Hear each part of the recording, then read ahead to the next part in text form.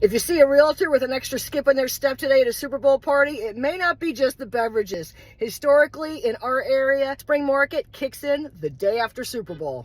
This spring market is not one to mess around with. You want to get on and off the shelf. Solid pricing, highly effective marketing. The fall market in election years tends to be a bust, all right? And this year, with the emotions running high with the ballot and everything else, will more than likely breed buyer uncertainty. And when buyers are uncertain, statistically, they don't want to be making big purchases. It is not a market to be testing the pricing. You will more than likely end up sitting if you do that.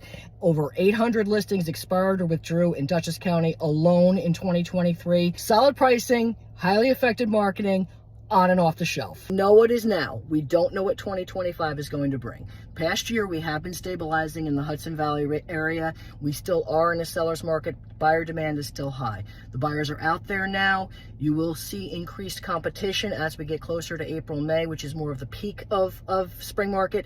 If you are ready to list now, it is definitely recommended that you look at doing that and not wait on the pretty flowers of spring, because you've got the buyers and you don't have a lot of competition right now. The inventory is still really tight.